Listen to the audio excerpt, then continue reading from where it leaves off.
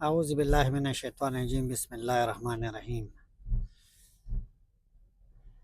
دوستو، رد الفساد کی طرح رد الفیض جاری ہے، اور اس کی تازہ مثال موجودہ جوڈیشری میں جو اصلاحات کے لیے امینڈمنٹ کروایا گیا ہے، تو اس میں جنرل فیض نے ہر ادارے میں اپنے ہم نوا بنائے تھے، اپنے ہم خیال بنائے تھے، دوست بنائے تھے، اور ان کا ایک ارادہ تھا، وہ پاکستانی ولادیمیر پوٹن بننا چاہتا تھا، کیونکہ ولادیمیر پوٹن بھی ایک اسپائی ایجنسی، رشیا کی اسپائی ایجنسی KGB میں کام کرتے کرتے اس مقام تک پہنچا تھا۔ تو جنرل فیض نے اسی طرح اپنا ایک جال بچھایا تھا پاکستانی اداروں میں، اور وہ اس جال کی مدد سے کسی طریقے سے چیف آف آرمی اسٹاف بننے کے بعد، کیونکہ انہوں نے ہر ادارے میں اپنے ہم نوا بنائے تھے، اپنے ہم خیال بنائے تھے، اپنے دوست بنائے تھے، کسی کو لالچ دیا تھا، کسی کو کچھ کہا تھا، اور اسی طرح پولیٹیشن کو بھی وہ استعمال کر رہا تھا۔ عمران احمد نیازی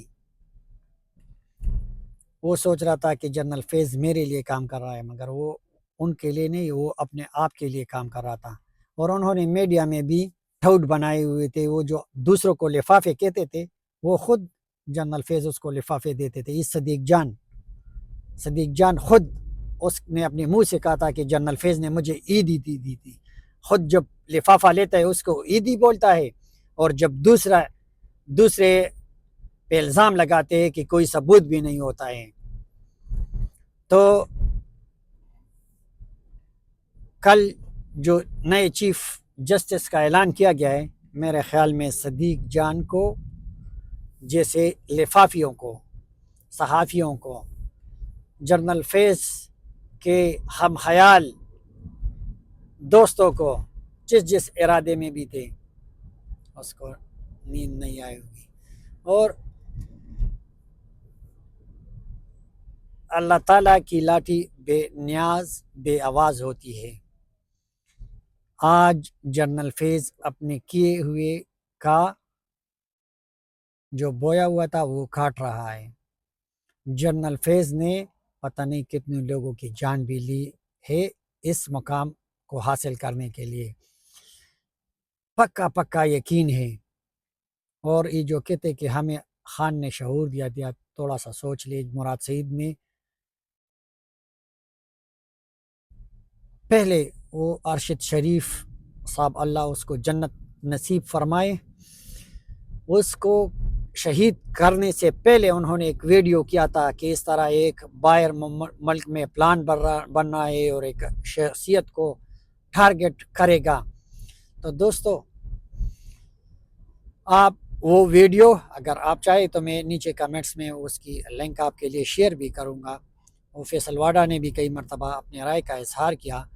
تو اسی طرح میرا دوسرا شک جو پڑتا ہے وہ مولانا سمیع الحق صاحب، جس طرح اس کو شہید کروایا گیا، اس کی بھی تحقیقات کرنی چاہیے، کیونکہ انہوں نے نماز جمعہ کے بعد اکوڑا ہاٹک میں اجتماع سے خطاب کیا، اور اس خطاب میں انہوں نے بتایا تھا کہ جنرل فیض عمران احمد نیازی، اگر آپ آسیہ ملعون کو رہا کروانا چاہتے ہو، کیونکہ عمران احمد نیازی نے اسے پوچھا کہ میں اس کو رہا کروانا رہا ہوں، تو مولانا صاحب اللہ اس کو جنت نصیب فرمائے، انہوں نے کہا کہ اگر آپ نے یہ عمل کیا تو آپ ذلیل ہو کر پاکستان کے ایوانوں سے نکلو گے۔ تو دوستو، آپ آج ہم سب کو مولانا سمیع الحق کے قبر پہ جا کے سلوٹ کرنا چاہیے کہ مولانا صاحب آپ نے حق کہا تھا، آپ نے سچ کہا تھا۔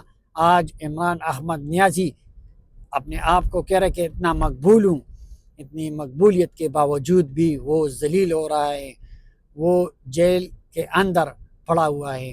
یہ اور بات ہے کہ جنرل فیض نے جو نیٹ ورک بچھایا تھا وہ جیل خانہ جتنے بھی جیل کا عملہ تھا اس کو بھی شامل کرایا تھا. تو اس لیے 1 سال تو عمران احمد نیازی مزے کر رہے تھے، کیونکہ اس کو ایک اسپیشل فون جو چائنا ساخت کا تھا فراہم کیا گیا تھا، اس وجہ سے وہ دنیا کے ساتھ رابطے میں تھے.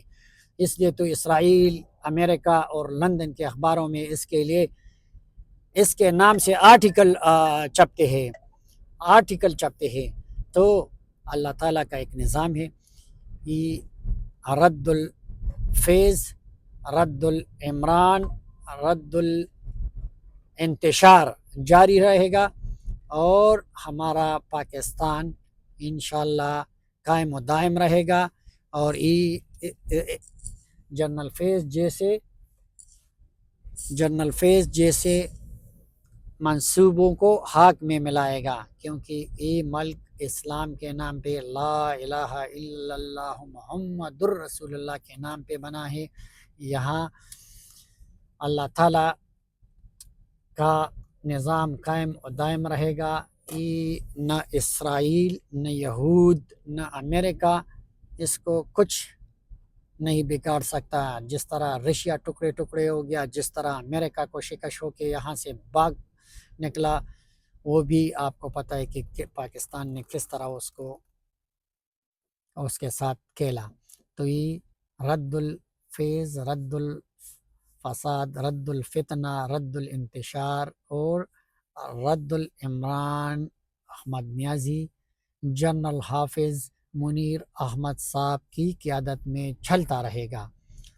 اور میں تو آخر میں ایک اور بھی مطالبہ کروانا چاہتا ہوں کہ پاکستانی ادارے، پاکستانی اسٹیبلشمنٹ سے، کہ تحریک انصاف کے سارے کرپشن جو وہ آج بھی کر رہے پختونخوا میں، اور جو انہوں نے پچھلے 12 سالوں سے کیا ہے، اور جو پاکستان میں کیا ہے، اس کو خدا کے لیے اس کو بے نقاب کرے اور اس کو کڑی سزا دے. اگر مجھے پکا یقین ہے اگر ان میں سے 2 آدمیوں کو بھی کڑی سے کڑی سزا دے دی تو یہ جو موجودہ ہے اس میں بھی کوئی جرت نہیں کرے گا کہ وہ کرپشن کرے، اور آگے والوں کے لیے مثال بن جائے گا، اور موجودہ رک جائیں گے، اور جس نے کرپشن کیا ہوگا وہ لوٹا ہوا مال واپس یا ملک سے بھاگ جائے گا.